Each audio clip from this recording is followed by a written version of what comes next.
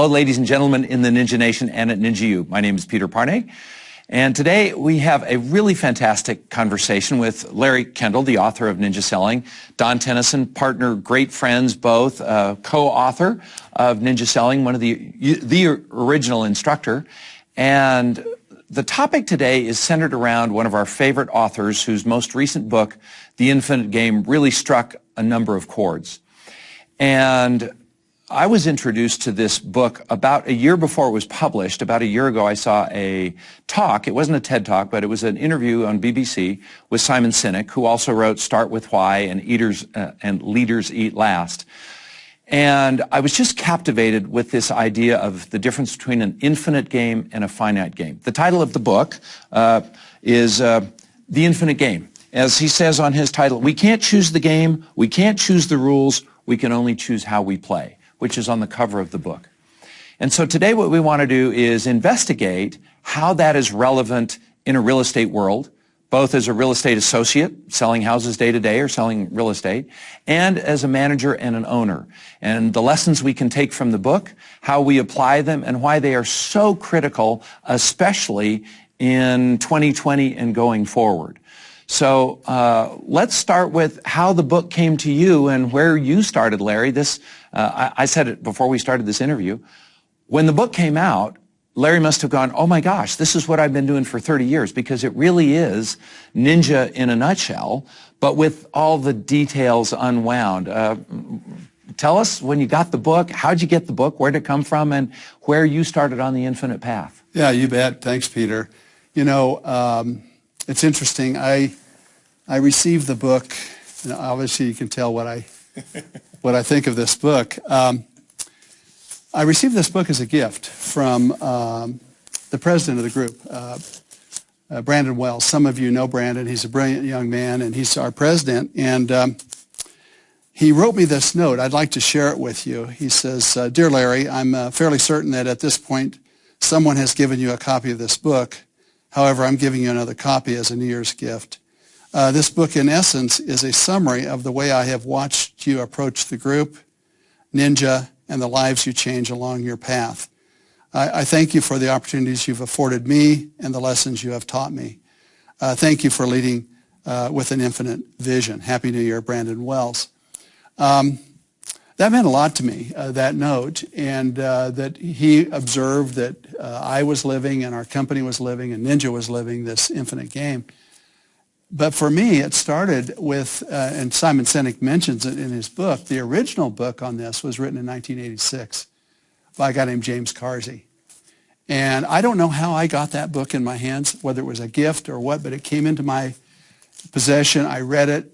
I said, this is the path for me. This is the path for our company. This is the path for Ninja, and began doing my very best to live on that path ever since 1986. And so it's neat that Brandon recognized that. He gave us the book, and in fact, Simon Sinek acknowledges James Carsey's original work on this. But I think Simon has taken it to a new level. He sure has. So let's, for the purposes of our conversation, let's define an infinite game versus a finite game, so we know what the differentiation is. Give me the example of a finite game. What's a finite game? A finite game typically has a beginning. It has an end. It typically has known players. You know who's in the game. It has rules. You know the rules we've all agreed on. That they've all agreed on. Typically, you'll know when the game's over. Many times there's a winner, and there might be multiple winners. But sports would be an example of a finite game. Right. We all know, we know exactly. It's what's really important about that, and not to belabor it, but we all have agreed on the rules, and they're known players. Contrast that to an infinite game. What are some of the characteristics of an infinite game? Well, an infinite game, you don't know necessarily who the players are, and new players can join at any time. The rules there may not be rules, or the rules may kind of evolve. And each player has their own rules. And each player comes kind of with their own rules. There is no finish line. The game continues on. In fact, the players, their goal is to perpetuate the game, to keep the game going into the future. So. And Simon says it beautifully. He says, in an infinite game, the game goes on whether there are current players or not. Business is his example for the purposes of this book generally.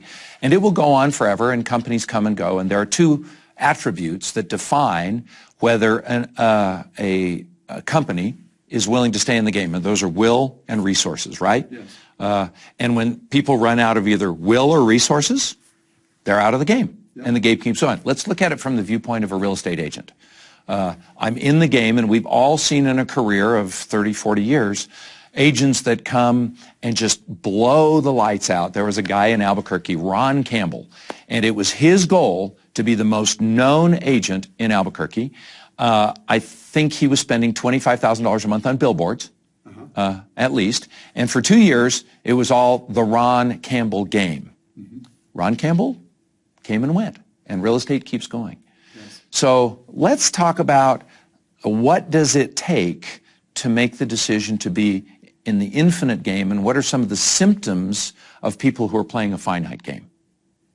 Well, one of the first things I think about, Peter, when you're talking about realtors, not necessarily real estate companies, but individual realtor associates is, am I going to look at this game as a transactional game, or am I going to look at it as a long-term relationship game? And of course, with the Ninjas, we all know that we focus on relationships, not just transactions.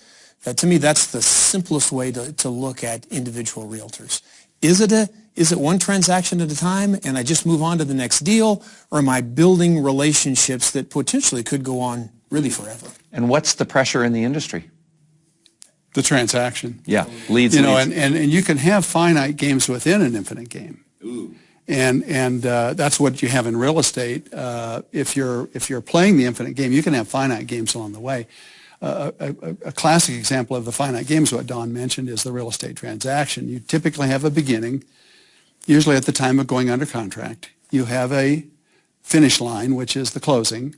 You have the known players. You have the buyer, the seller, the realtors, the inspector, the lender, the title officer, etc., the appraiser. And everybody works along and gets to the end, and now the game's over. But within that, the Ninja's mindset is that transaction's over, but the relationship continues. The relationship is the infinite game. Right. You know, the interesting thing about that, Peter, is how many times have you heard a realtor say about a transaction, oh my gosh, we just got to get this thing to the closing. They just can't wait, for that thing to go away. And to me, that really is indicative of a realtor who's thinking from a finite point of view. The first manager that I ever worked for, because I'm a son of a broker, an SOB, and my dad made a decision for me to not go to work for him, which is a great decision. And so I had a sales manager teach me how to be an agent. But the first time I became a manager, there was this lady, Judy McGregor, in California. We worked right across the street from Dilbeck Realtors. It was Stevenson Dilbeck in La Cañada. And she has this southern accent. She says, Peter, here's my idea. I love problems. You know why I love problems? Because it means I have job security. So every day when there are problems, I give a hallelujah, because I know that if I solve a problem, they're going to still need me. And I thought it was kind of a good mindset. Yeah, it's a great reframing, yeah. It was a great reframing, and I'll never forget it. She was blue-eyed and fiery and like scary, She drove a big Mercedes. She was one of the first grand dames in real estate in the mid-'80s in Los Angeles. But isn't that the infinite mindset says the problem is just a way to help the client. The finite mindset says this is such a pain. How about one example of that, Peter? That we deal with realtors all the time who seem to have a hesitation to follow up with the buyer after they purchase the house. And we go through all that, and when you diagnose that, what you really find out is the reason many realtors don't make that call is because they're fearful that they're going to hear that there's something wrong with the house. And the Ninja invites that. The Ninja says, I'm making the call. I almost hope there's some little thing that's wrong so I can continue to have that connection, continue to have that relationship because I'm the problem solver. And that's really the infinite mindset. The finite mindset says, it's over, it's done. I don't ever want to have to deal with that situation again. You know, there's a parallel example, and I learned something yesterday. We were all talking in the Ninja instructor team of real estate reviews, which we believe are just plutonium. They're so good, and agents are afraid of them for a variety of reasons. So I was talking to a young ninja, my son. He said, I've adopted now, I do a real estate review 30 days after the closing, because in a really hot market when people are paying over list price, what's their number one fear? They overpaid. So he said, I'm just automatically doing 30 days later, and universally, they feel relaxed that they didn't overpay. I thought, that's a ninja viewpoint. Let's not wait a year. Yeah. They're already going to, did we screw up? And I thought, you know, there's an example of, let's see if we can play the infinite game. And if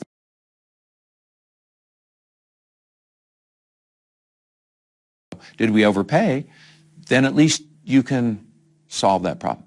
So let's zoom up a little bit and say, I want to run a company, and for the purposes of what we've been talking about, if you're an individual agent, you're the CEO of your own company. So this doesn't have to be 100 agents or 500, 1,000 agents. This applies to everybody who's a leader.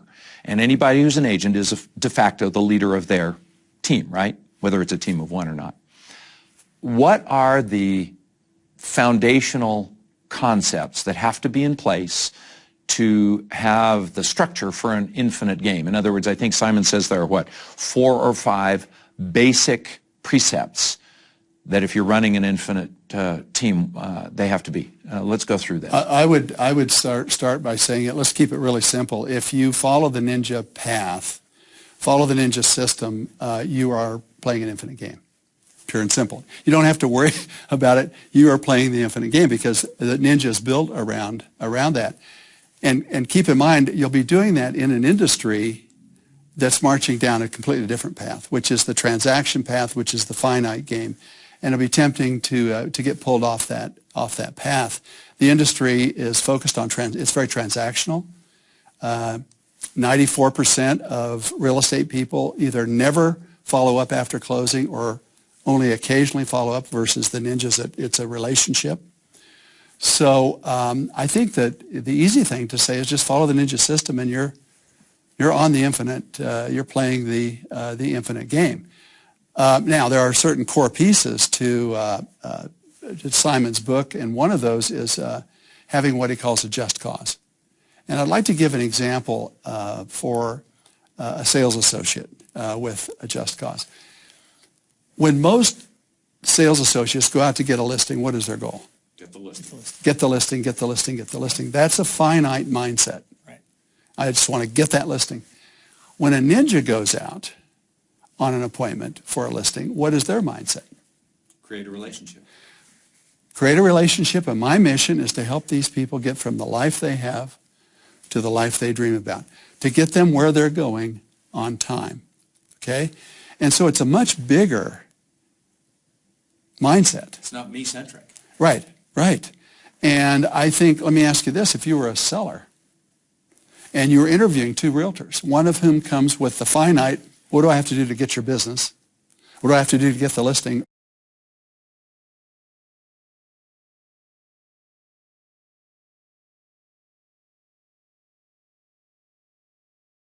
Or the other one is, what do I need to do to help you get to the next stage of your life? Which one would you prefer to work with? I think 99% of the people say,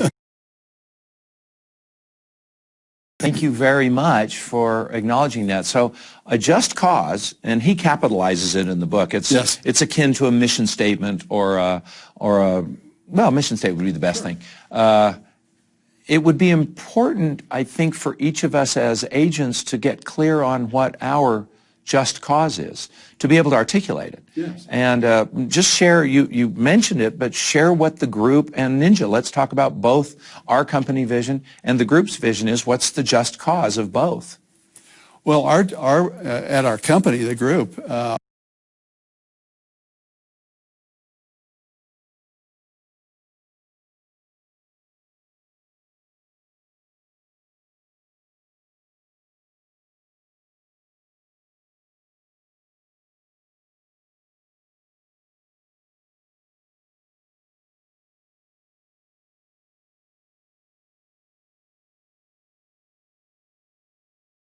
our just cause is we exist to help our clients and our people at the group to get from the life they have to the life they dream about. And that may involve real estate. It may not. You know, in our company, we're concerned not just about how many houses they sell, but also about their physical health. What are some other goals they have in their life to help them achieve that? Same thing with your clients. You get to know them personally. It's not just about their real estate. The real estate's just a part of it. You know, we're in the relationship business. Real estate is just a vehicle that we use to help people get where they want to go in life. And the just cause with Ninja is not to do training. We do training. In fact, our real just cause is to help change lives and change careers for the better. And we kind of pose as a real estate workshop. Cleverly disguised as a real estate workshop, right? Yeah.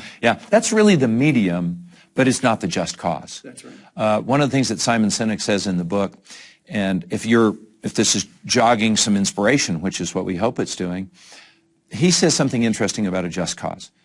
A proper just cause is never attainable. It's too big. It's aspirational. And he cites the preamble to the Constitution, which was really inspiring to me. He says, you know, one country with liberty and justice for all. And he said, will we ever have liberty and justice for all? Probably not. But that's okay, because it's always something we're moving towards, and it's an infinite goal. Yes. Rather than, and just compare it to what most of the mission statements I see are to provide the finest real estate service, to have #1 market share, to exceed expectations. And it's like, you know, how do you know what the expectations are? Have we improved the world? And maybe as you're thinking about this, just causes improve the world at their core, right? Yes. Yeah. So any advice? You've trained thousands of agents in your career. What if somebody goes, Larry, I just want to make some money and sell some houses? How would you help somebody move to understand what the infinite game to them is? Well, you've managed, both of you. I'd love to hear your answers on that. Well, one thing that I think about is it's possible to do both. That realtor says, gosh, you know, I just need to make some money. I need to get my bills paid. Well, what's the best way to do that? Best way to do that, build some long-range relationships with people, stay in touch with them, let them know that you're focused on their well-being, not your own. In other words, in Ninja, we say focus more on them than we focus on ourselves. All of those are infinite concepts, and it is the best and fastest way to have some ongoing income in real estate. And I think, Larry, I think of one thing that you talk about all the time, and that is realtor mindsets related to things like for sale by owner.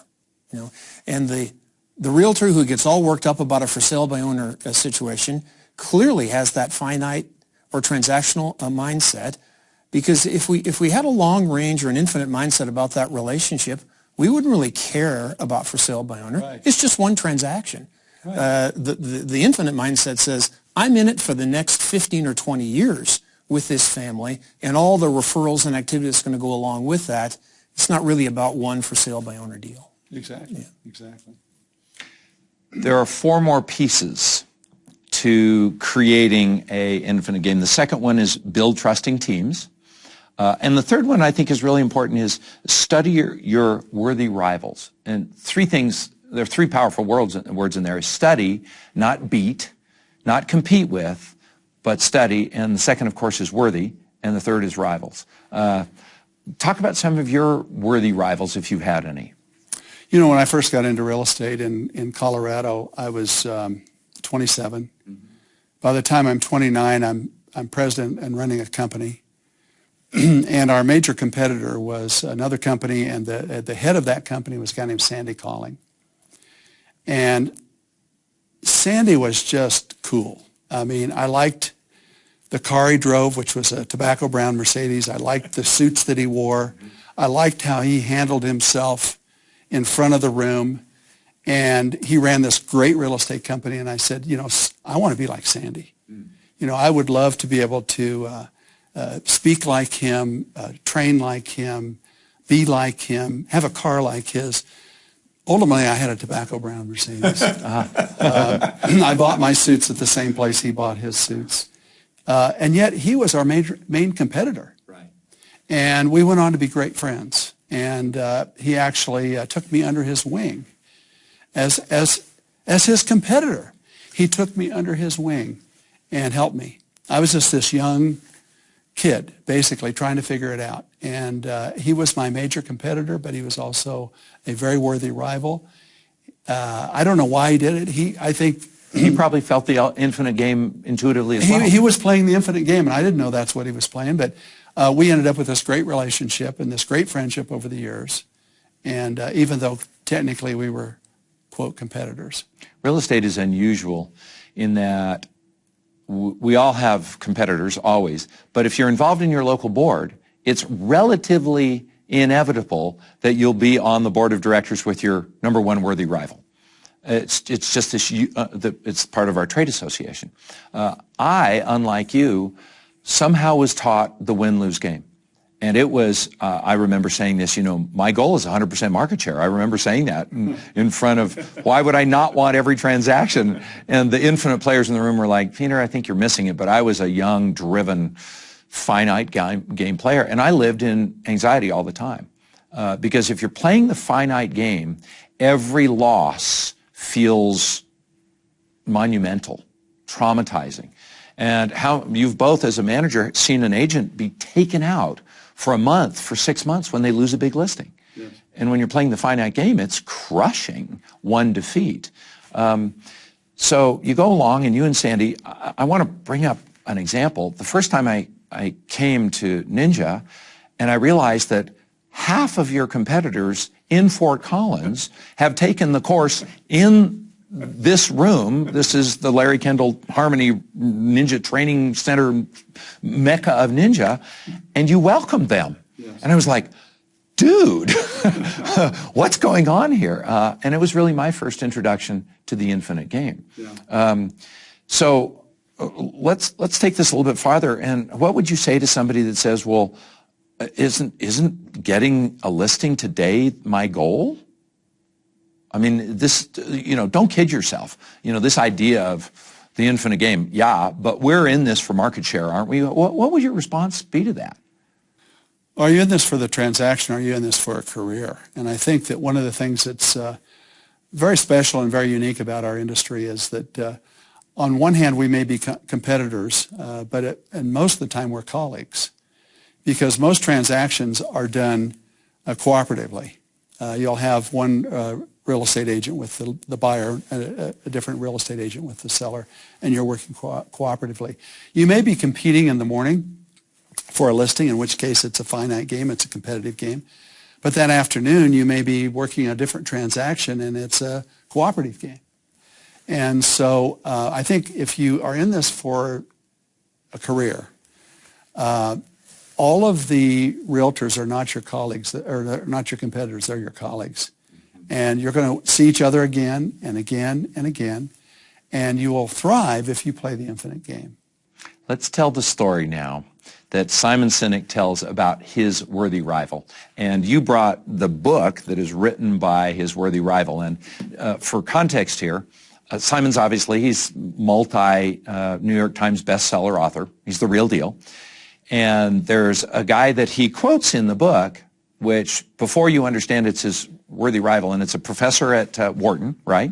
Mm-hmm. 5 years in a row, voted by students the best professor at Wharton, yeah. Right? I mean, the guy's just killer. Yeah. Adam Grant. Adam Grant. Also the youngest professor on the staff there. Yeah, yeah. So finish the story. Pick it up from there. This is just a fantastic story. Well, and we'll probably do an interview on this book next, but I highly recommend it, Give and Take by Adam Grant. But Simon Sinek mentions that his worthy rival is Adam Grant, that he always wanted to be able to write like Adam, to be able to research like Adam, to be able to, when he's interviewed, be interviewed like Adam. That was his worthy rival. And Adam, they'd never met each other, and they didn't know this. And all at once, they're going to be on the same stage together. And Simon, in I think a great testament to his vulnerability, just said to Adam Grant, he says, I don't know if you know this, but you've always been somebody that I looked up to. You've always been my worthy rival. And what was funny, Adam Grant said the same thing. Yeah. That often worthy rivals have co-picked each other, whether they know it or not. Yeah. And I guess the little vignette to the story is that when Simon was tasked with introducing him, I guess he got really nervous. And then that's when he said, I feel less than you. Mm-hmm. At the end, and this is where finally the finite game landed, he said, because when they would both publish a book at the same time, I guess Simon Sinek got obsessed with who was selling more books. And he was watching the number of sales, and it was totally competition. And his snap to the finite game was, wait a second, there are plenty of people who are going to buy both our books. That it isn't a race. And I think that's really the infinite game is, wait a second, people are going to prefer Don to Peter. They're going to prefer Larry to Don. There are 7 billion of us, each with slightly different tastes, and that doesn't mean it's a win and a loss. Right. And that was really hard for me to grasp for a long time. I have to thank you for that. Coming to Ninja was like, oh, I've been misguided. Well, the industry is, I think, misguided in that area. If you look at some of just the transactional mindset of the industry and even the terminology that we use, calling people, for example, leads or units. How many units did you do last year? How many, where are the leads? Or our favorite, past client. Well, that tells you, churn and burn and move on to the next one. No, these are not past clients. These are friends. These are relationships. These are clients. And that's the infinite mindset, the infinite game. Yeah, doctors don't say past patients. They say they're a patient of mine, whether they have seen them in a year or two or not. Right, yeah. right, exactly. Yeah, exactly. So let's go down that road. Some words that we use accidentally that are finite, a little bit more, that could demonstrate to you that you maybe have a finite mindset versus infinite words. Yes. Let's go. There were a few more when we went through this. Past clients, prospects. Here's one that is so transactional, and I see this in emails all the day. How to convince your sellers to list at the right price. That's really finite. And we use it all the time. Overcoming objections is another one. Yeah. Closing techniques. Who likes to be closed? It's like, no, thank you. Yeah. But that's the chant of the industry. Yeah. Yeah, it really is. And even if you watch all the major brands, very few of the brands play an infinite game. And, let's go back to what he says in the book. Current capitalism is as a result of Milton Friedman, right? Which says ultimately that we are all in charge of shareholder value, right? Adam Smith, 200 years ago, said something very different. It really is about improving the lives of the people in the companies.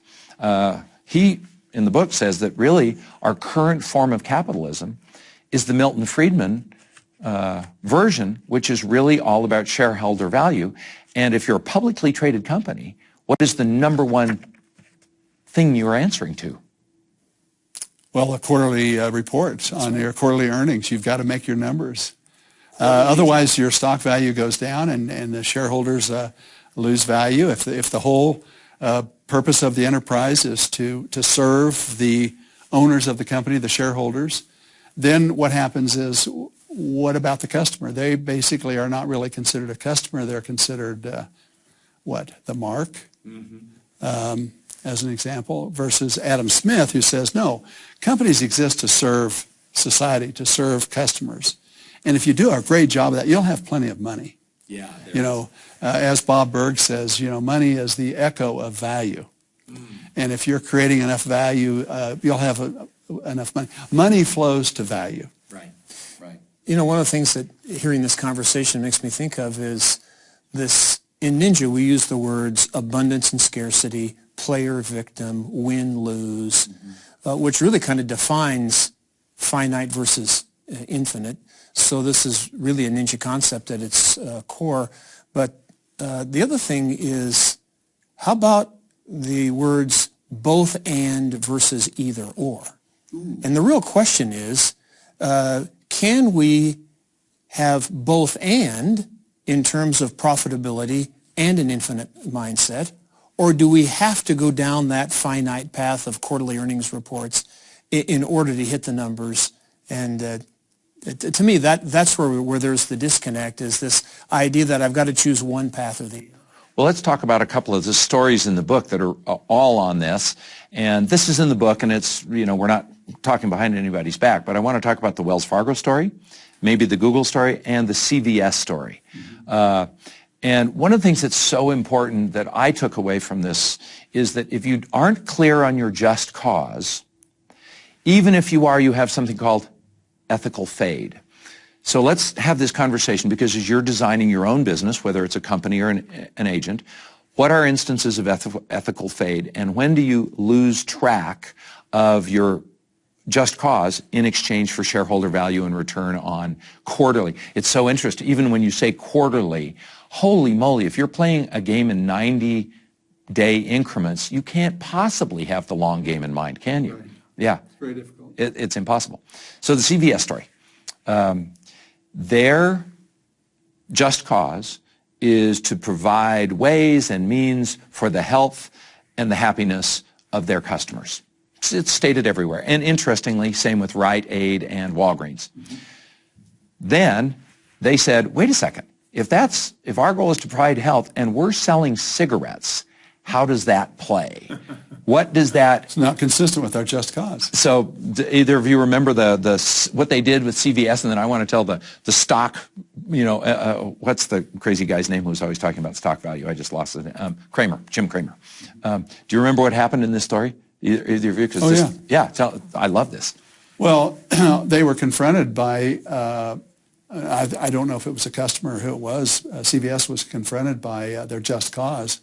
Wasn't consistent with what they were doing in their stores with regard to selling cigarettes. And so CVS decided, okay, we won't sell cigarettes anymore. And I forget how many millions of dollars.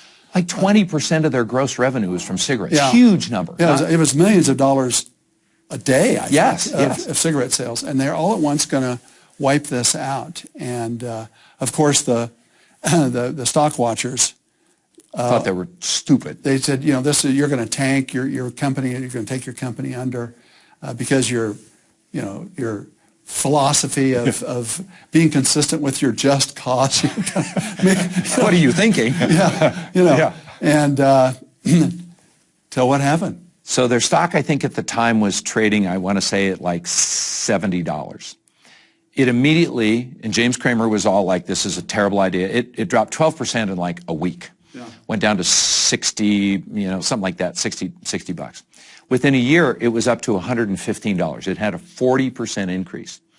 And the piece that was so fascinating to me, it was, if you're focused on the loss, you don't get the gain. And what happened when they became true to their just cause, a number of major high-quality supplement players who would not allow CVS to distribute their supplements said, let us help you. Mm-hmm. And immediately their product range got better, their product depth got better in the wellness category rather than the cigarette category, and their stock price jumped dramatically. Mm-hmm. Most importantly, I think there's a little piece in the story where an employee said, I can come into the store today feeling proud to work at CVS. Mm-hmm. And it's a great story that when you're playing the finite game, you're all worried about the short term and you miss the long-term opportunity. So what's an example of an agent, and one comes to mind for me, but of where an agent would, if their just cause was to help people, how would they potentially give up a transaction to help somebody with a just cause? Well, this happened, Peter, really on a regular basis when we went through the downturn of the market, the Great Recession from, in most places, 2006 to 2012, and around here, there were a couple of years where 50 to 60% of all the transactions in the area that I worked were distressed properties of some sort. And we got used to one of the first questions we would ask when we got referred to a seller, because it was not a good time for sellers to sell. It was not generally in their best interest. One of the first questions we started asking was, are there any other alternatives for you other than selling this house? Because this is not the best time. If there are no other alternatives, we'll do the best we can for you.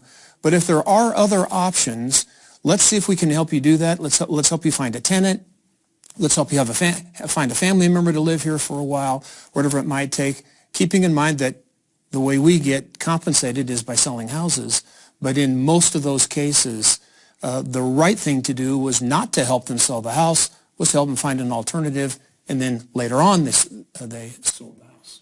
And, of course, nothing good ever came of that. They spoke ill of you for years. Yeah. Let's do that as a company owner now. Where would there be an example of playing the infinite game as a company owner, not just where it might cost you in the short run? Yeah, we did that in similar time frame during the Great Recession. We do a monthly investment workshop at our company. We have since 1981. And we invite people to come and we show them how to invest in real estate. And we saw the numbers in the mid-2000s where it didn't look to us like the fundamentals made sense for us to be encouraging people to buy real estate. And so at our monthly meeting, it was in January of 2006 or 7, we announced that we were suspending our what we call wake-up money classes until further notice.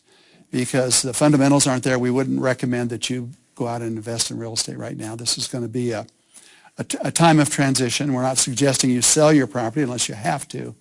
But go to the sidelines here for a while, and we'll call you when it's over and when it's time to come back, when it's safe to come back in the water.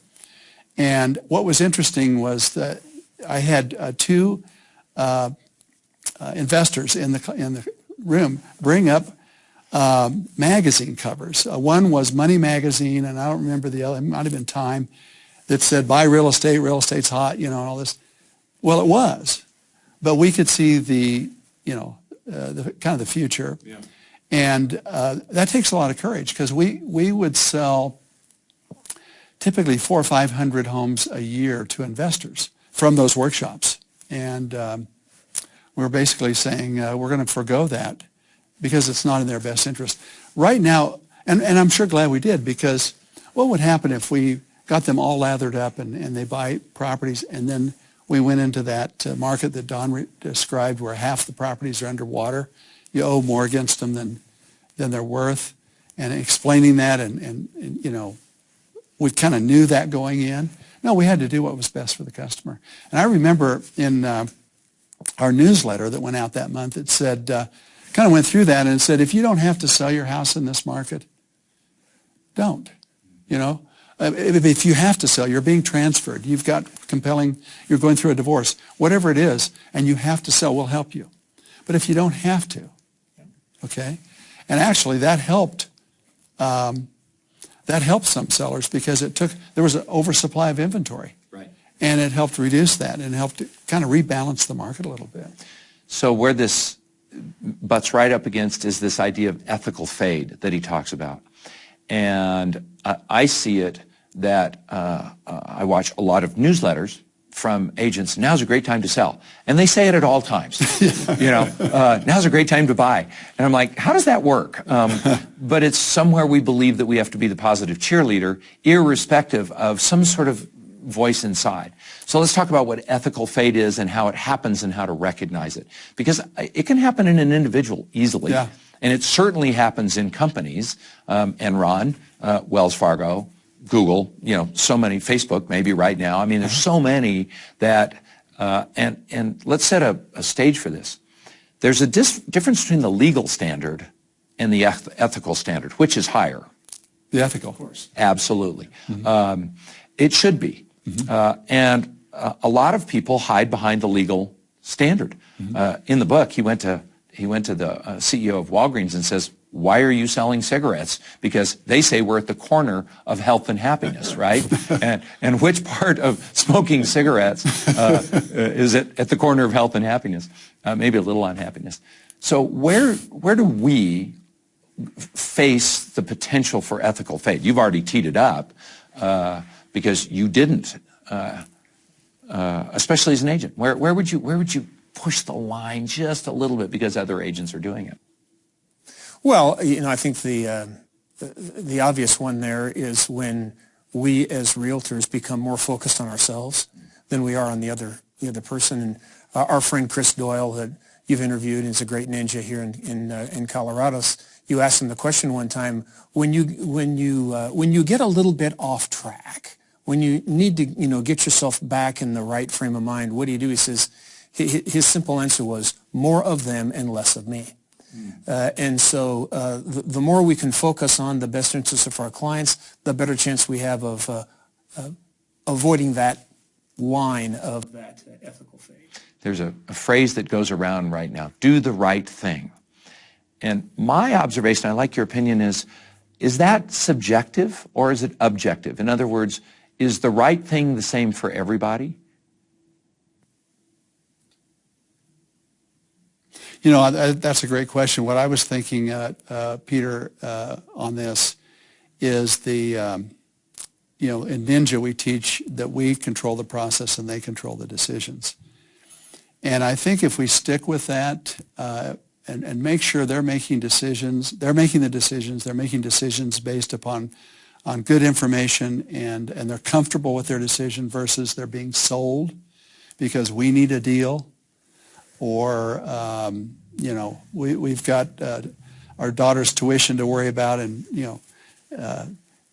they represent that tuition, and we get into that what I call mental banking, where we look at them as a paycheck, not as a human, and so on, and we start to try to sell them or convince them or close them or overcome the objections to get where we want to go, kind of what Don's saying. And it's all about us and it's not about them. When that starts, and it happens very subtly. He points this out in the book. It's not usually some big thing. It starts just, it's an erosion that happens. And so I think if you follow the Ninja process, you'll avoid those landmines. He says right along that the beginning of ethical fade is when you're in a reference group and you see other people doing it, you're going, well, they're doing it. Yeah. And it's legal. Yeah. I mean, nothing we're talking about here is even close to the legal, illegal line, but everything is in the center of the ethics of who's it about. Less of me and more about them. I'll give you another example from, I guess, an ownership standpoint or a manager standpoint. Most markets are experiencing, especially in the mid to lower price range, a shortage of inventory and multiple offers and so on. One of the big, what I've heard over the years, one of the big criticisms of real estate people is that they suck up all the good deals. Oh. If a good house hits the market, they're going to buy it for themselves, for their own portfolio, as an investment or whatever. And a long time ago, our company's been around over 40 years. It was probably 35 years ago we made the decision that our customers should come first, and they should have first access to that new inventory, and that we would not be allowed to buy a new listing that hits the market. It had to be on the market for 3 days first, and offered first of all to our clients and customers. If it passed that test, it was still available, then we could buy it as an investment. Does that still exist today? Yes. Yeah, that's a compelling reason to work with us, because guess what? You're going to get first access. Now, if it's a really hot property, a really good property, we're going to call you right away, and you can decide to buy it or not buy it, but you have basically 3 days, and then it's going to be available to the smartest people in the room to buy. So that means that there are probably certain agents who are probably good agents won't work for you because they say, wait a second, the number one thing I want is the first look. Yeah. And so playing the infinite game, you're giving up potential revenue. Yes. Good agents who will come here and says, I'm all in on that, in exchange for the long-term game that you'll have trust. And that's a real definition of the long game. Trust above revenue. Yes. Right? Yes. Yeah. Here's a pretty good example of that, Peter. The long game is the group was founded in 1976, and so here we are today. The group is the only real estate company in Fort Collins still in business today that was in business in 1976. I think that's the best example of the output or the results related to the infinite game. Yeah, the will and resources and the right way to go about it. You know, it's interesting, we were talking about profit a little bit ago. You cannot be and sustain business without being profitable. Right. And it's really important not to blur the line that profit is bad. Profit is essential to any of us, whether it's an individual agent or the company. But the trust, because really playing the infinite game requires trust. And what does it require trust in? There's a bunch of things. What's the most important trust that you have? Well, trust with your client, first of all, and trust with each other, you know, with your coworkers. Doesn't it also require trust in the goodness of the universe at some level? Yeah, is the world a friendly place? Tell me a little more about that. I think we need to put a bow on this with that conversation, because that is the biggest conversation around this. Well, that was Albert Einstein's question. He says, I think the most important question facing all of us right now is, what is your worldview? Is the world a friendly place? Do you see the world as a friendly place or as an unfriendly place? Do you see it basically from abundance or scarcity, from infinite versus finite? You know, I think that's the question. And I think we've answered that from the standpoint of our philosophy at Ninja. We believe the world is a friendly place. People basically want to do the right thing. Our mission is to help take care of people as best we can and help them get where they want to go in life. And yeah, along the way, we'll have some experiences that are negative or negative people. That's going to happen, but that's not going to keep us from playing the infinite game and building the relationships and really believing that most people are really good-hearted and the world's a friendly place. When the guys founded Google back in the day, they had their list of company values, and one of them was to do no evil. Right. And last year they took that out of their company values. Let me weave that. That's too good to. And then Facebook, their just cause was to bring people together. Right. Create community. To create community, to bring people together. And it just came out in the Wall Street Journal here this month that they had a committee, you know, are we doing that? And what they discovered was we're not. We're dividing people. And Facebook has become very divisive and very divided. And so they brought that to Zuckerberg and the senior management team and said, you know, we need to be concerned about this. And what can we do to, our mission is to bring people together. And what we're doing is we're dividing people. But they looked at it and they said, but the more we divide people, the more money we make. The more divisive it is, the more people are on there, the more ad revenue we generate. And so they didn't change it. Ethical fade. Ethical fade. Yeah, yeah. The best antidote, this is from Simon, and he says the best antidote to ethical fade is a just cause. Always look back to your just cause. And that's your true north. So you have to have that as an individual, and you have to have a just cause that is aspirational, not number one in market share. That's not a just cause, right? Making money, that's a byproduct. Would you agree with that? Yeah, he says, you know, every company's got to have fuel. Profit is the fuel that helps you promote your just cause. Right. It isn't the just cause itself. Yeah. It's what helps, and it's a byproduct of just cause, and it's part of the fuel that keeps you able to deliver your just cause. I love that. Yeah, my just cause is not to get more fuel. That's Mad Max, actually. that movie. Yeah.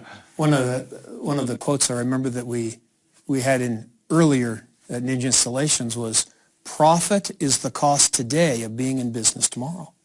And so if we want staying power, which is the infinite game, then we got to have some resources to be able to do that. So let's answer this question. Is the world a friendly place?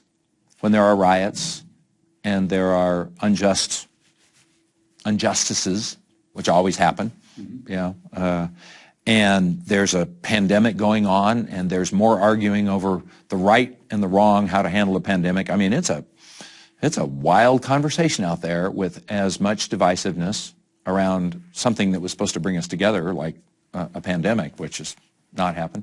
How do you justify? How do you see the world through that lens of it's a friendly place, given the circumstances? Well, I'll go first, and Don chime in. But when we teach the Ninja installation, we tell the story of Albert Einstein and his question: "Is the world a friendly place?" He asked that to a group of scientists, and there was disagreement.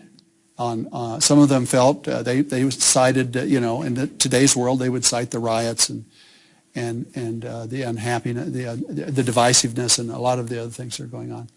And then there were others that said, no, you'll have incidences or episodes of that, but in the overall, we believe the world's a friendly place. They couldn't agree. And so they asked Einstein, what is the answer to this question? Is the world a friendly place? And his answer was, the answer lies within you. If you believe the world's a friendly place, you will manifest that with your energy, with your relationships. If you believe the world is an unfriendly, ugly, competitive, nasty place, you'll manifest that. And so I think that we see both right now, And of course, one of my biases is that I think because it sells, I think the media would like to focus on the unfriendly aspects of the world and what's wrong with the world and how bad everything is. But, if you really do the research and you look into, is the world getting better? Are people getting better? Is the world a friendly place? You wouldn't believe that by watching the evening news or looking at opening up your Facebook, but it really is. And I firmly believe that. And we're going to have episodes. Right now we're going through a tough time, a tough patch here with strong feelings. What I would encourage at these times would be that everybody develop more of a growth mindset. And we talk about growth mindset, fixed mindset. Growth mindset is I'm open to finding solutions. I'm open to discussion. I respect your opinion. You respect mine. Let's work together to see what we can come up with.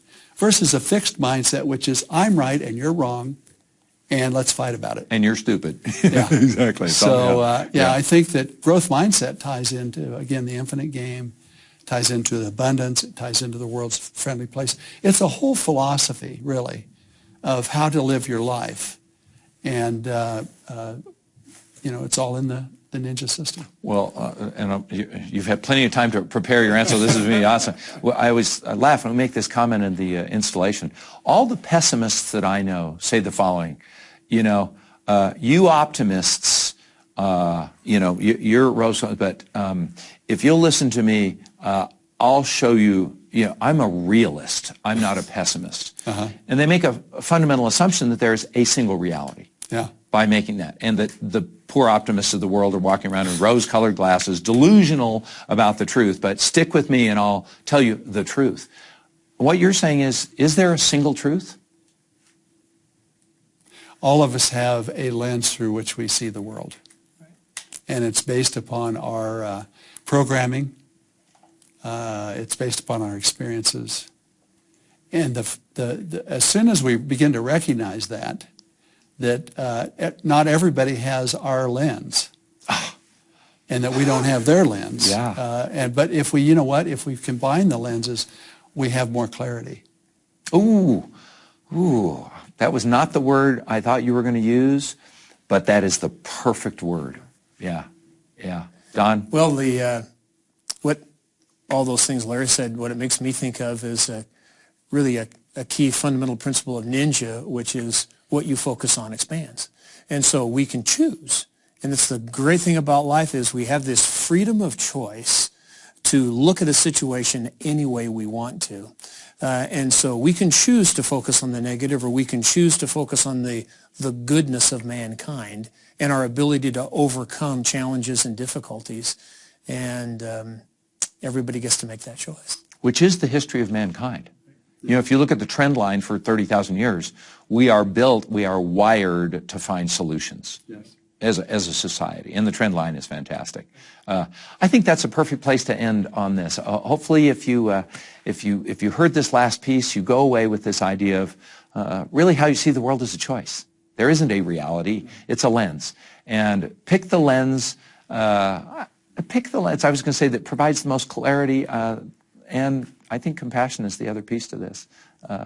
So thank you so much for your time today. I'm really excited about this conversation. And if you haven't read the book, cannot urge you to read this book enough, and the worthy rival counterpart, Give and Take, which is just a fantastic conversation.